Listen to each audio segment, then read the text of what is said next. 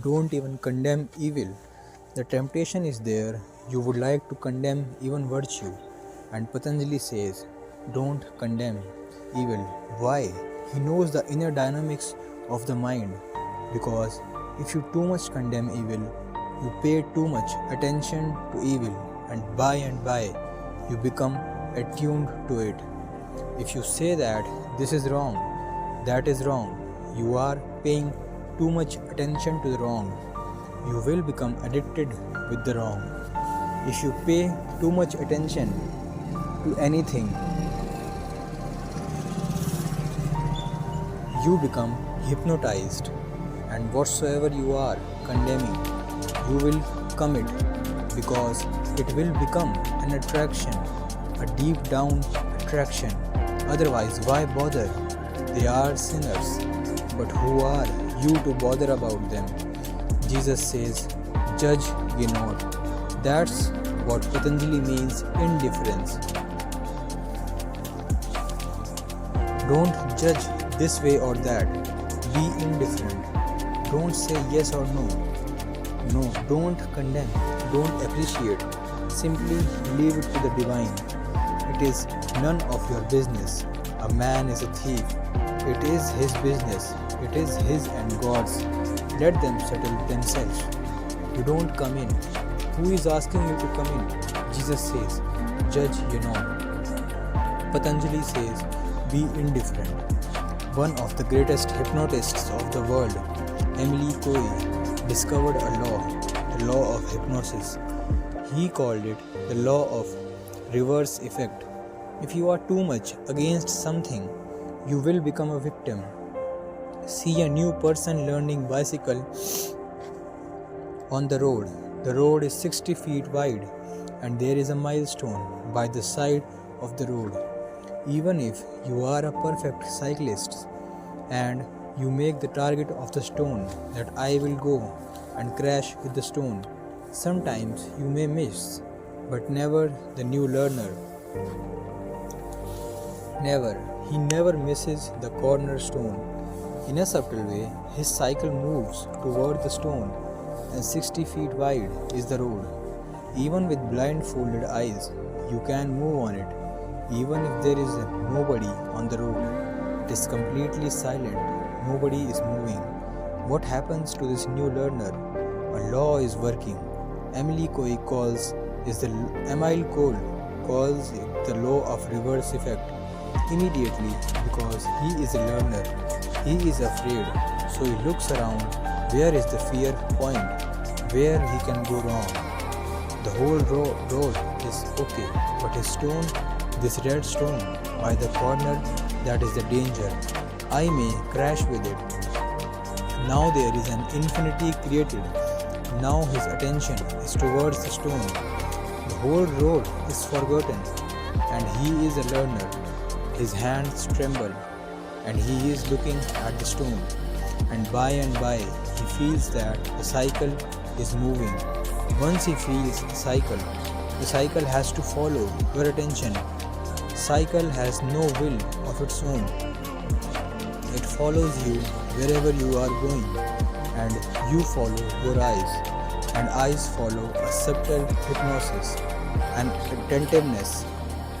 You are looking at the stone. The hands move that way.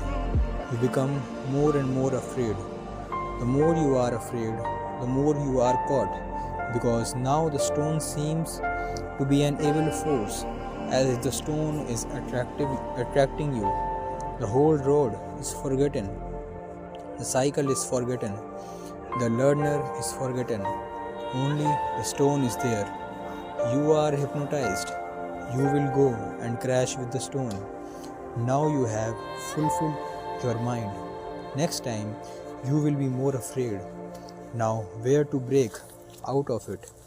Never be against anything. To be against evil is to fall a victim. Then you are falling in the hands of the evil. Indifference. If you follow indifference, it means it is none of your concern. Somebody is stealing. That is his karma. He will know and he will have to suffer. that is not your business at all. You don't think about it, don't pay any attention to it. There is a prostitute. She is selling her body. That is her business. You don't have condemnation in you. Otherwise, you will be attracted towards her. It happened. A very old story that a saint and a prostitute lived together. They were neighbors and then they died. The saint was very famous. Death came and started trying to take the saint to the hell. And they died on the same day. The prostitute also. The saint was surprised because the prostitute was taken on the road towards the heaven. So he said, "What is this? There seems some misunderstanding. I am the one who should be led towards heaven, and this is a prostitute." Death said, "We know, but now if you want, we can explain you. There is no misunderstanding. There are the orders that the prostitute has to be brought to heaven, and the saint has to be thrown into hell." The saint said, "But why?"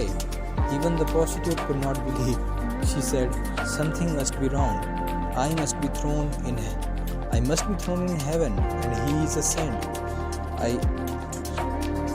great saint. We worshipped him. Take him to heaven."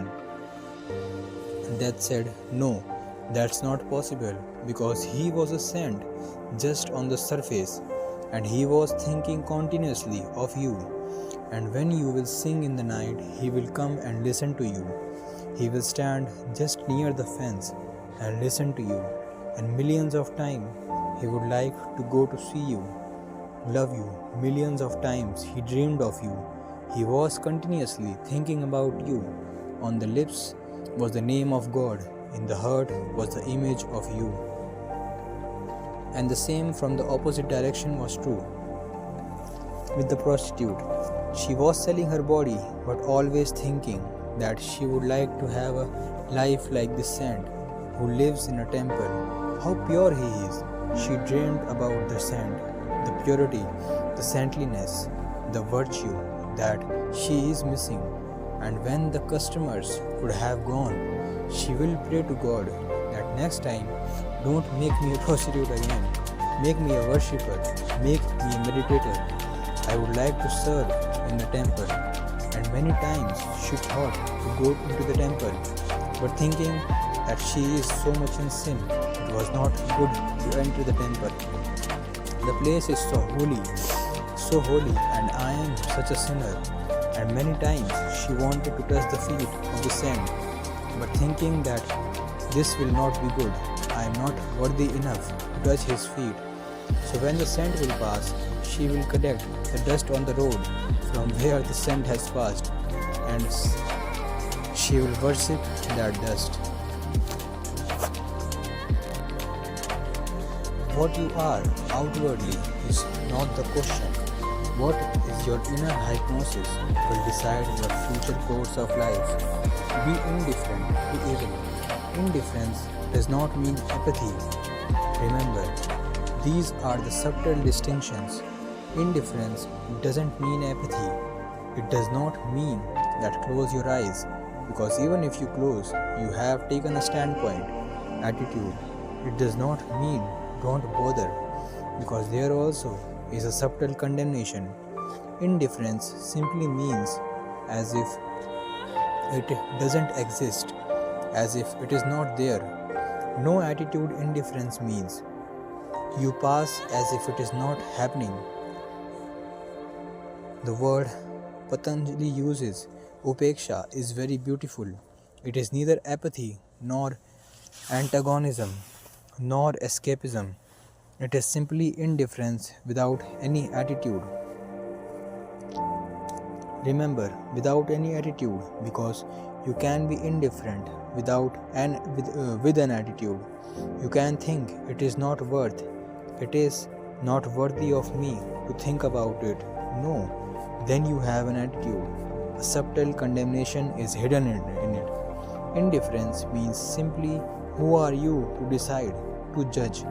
You think about you. Who are you? How can you say that this is evil and this is good? Who knows?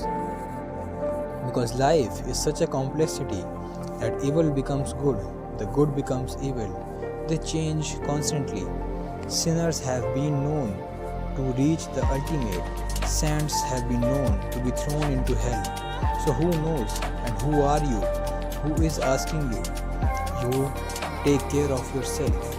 Even if you can't do that, even enough you have done, you'll be more mindful and aware. Then an indifference comes to you without any attitude.